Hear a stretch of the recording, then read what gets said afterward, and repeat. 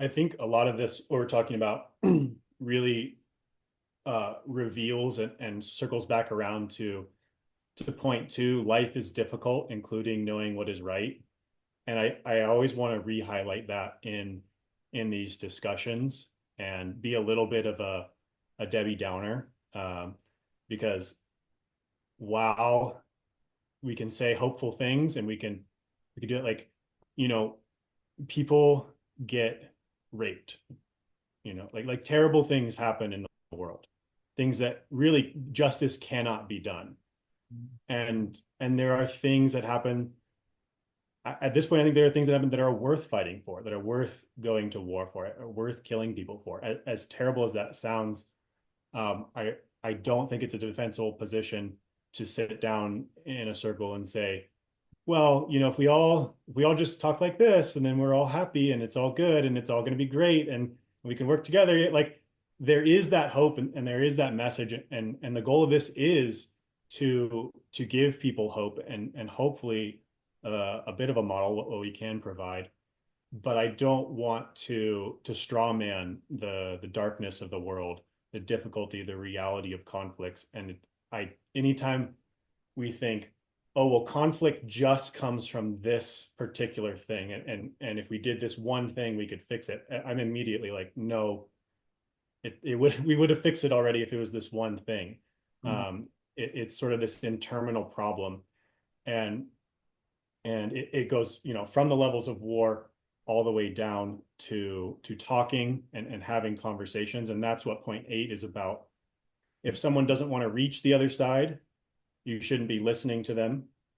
At the same time, you can't read minds, and people aren't perfect. And Mhm. that's one where really, um, it's just not good enough in itself. I'll say that as a single point. You got to get into the discussion a little bit. But can I use an example, Sure, Stephen? absolutely. So if we just think about this for a second, of like, what does it mean to talk with someone? What does it mean to have a dialogue, especially as a person who, um, like, if you, well, whoever you are really, but if you don't think of yourself as like totally informed and you've got all the, T's crossed, everything nailed down, what does it mean to be in the act of figuring things out Mhm. and putting stuff out there? So, like, Stephen talked about the history of warfare and men being killed off and testosterone levels.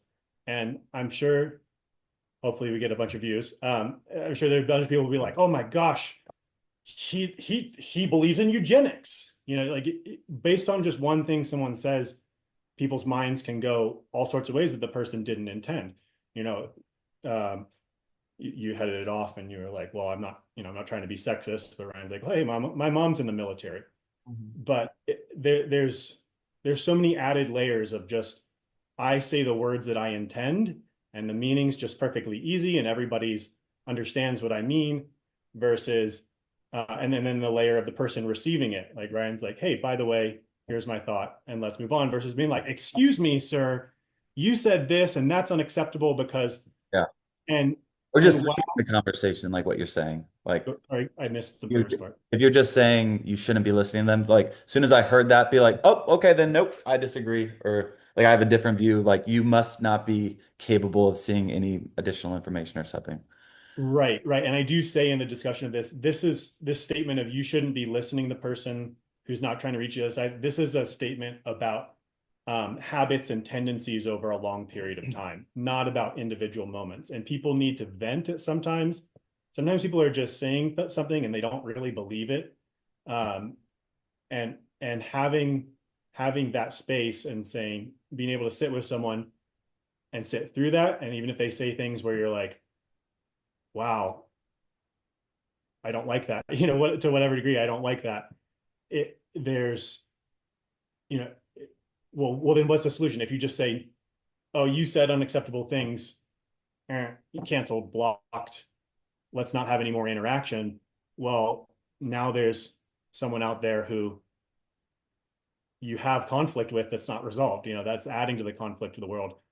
And then, as I said, these are all circling around because that ties into the idea that we need resiliency and strength. We need to be resilient to hearing things that we disagree with, we need to be resilient to having the discussions, giving feedback when appropriate, or as best we can when we decide, make a judgment that it's appropriate. So these are all really just like mashed and tied together. And it's very difficult and uncomfortable. It's not all just like sunshine and rainbows, and we'll just all hash it out and have it solved in a month or Mhm. Right. a single podcast or whatever. Mhm. Yeah. Yeah. And I'm really glad that you expanded further upon that, right? Because I think just like if you say it, trigger word for me, I immediately want to shut down, right? Versus when I initially read this, and I even told you this live when I read it, right? All I saw was side. And I think I'm like, well, that's good, that's bad. Well, what's a good side, right? But really, what I was missing out on is the word reach and reaching someone emotionally is I think what you're really talking about. It's okay if I disagree with what you might be saying, but if I'm not even willing just to like hold space for whatever your perspective is, then I shouldn't be sitting there, right? I shouldn't be listening to them. I don't think what you're saying is just because Ryan says something I don't agree with, I shouldn't have conversation with them. It's actually the opposite of what you're saying. Yeah. But if I'm not willing, or maybe I'm just not in the space to Mm, really go into it, and like that's mm, okay. Yeah. yeah. But I think it's important that we say that. It's like, hey, I like don't agree with you and I don't have space for this right now. But, and this takes courage, which to me is strength, right? I hear strength, I hear courage, right? Um, but I think it's important that we go back to that conversation because it's really easy to let one of you two are talking about letting the conflict, it's there now, right? It might be a riff, right? But I think it takes courage and strength to re-engage in that conversation. Um, but I think the key word for me here is reach. And when I think of reaching, I think of stepping in someone's shoes just for a second. Doesn't mean I have to believe it, but just for a moment, can I maybe see where they're coming from, even if I disagree, right? Because there's validity in most, I shouldn't say most, but like your perspective has validity to it, right? Yeah. There's truth in it, right? Whatever it is, maybe I really, really disagree on it. And there's some things that I may not change my mind on, right? And I know that. But we have to be tolerant, I think. And resilience, I think I think of tolerant as Yeah. well. And I love the point that you just made of like I'm reminded of the fluidity that like we all as just individuals will live in a state of being that is resilient and like strong, but then also like we all have fragile moments, and maybe that's Mhm. just not the right time. W one person that really helped my life a whole lot, like talked about when you're having like conflict, make sure to follow tone, turf, and timing. Have the Mm, conversation in a safe place where you both can feel like resilient and not fragile. Tone, like how are you using your tone during it? And then, yeah, timing. Is it when they're in a place psychologically where they are able to be resilient and open and to these discussions? And just like us individually, like sometimes, like at the end of a long shift, like I do not want to debate freaking anything with someone. If someone came at me super hard with something, I like I might instantly want to just like stop listening to them or whatever else. But that's also okay in that moment to be like, well, hold on. I got to do some of my own stuff over here, and I got to work on myself to be able to be resilient enough to like have these discussions and to ultimately work together. I might need to like do some self-care and whatever else, and that's okay, and that's normal, and that's healthy. mhm. Hmm. And I think that goes into you can't read people's minds, right? And people aren't perfect. Yeah. I'm curious, kind of your context with that. But I was even taught through just some personal development. It's almost good most of the time to actually ask permission. Like, hey, can we talk about this? And I think we do this sometimes in our relationships, not always, even though we should.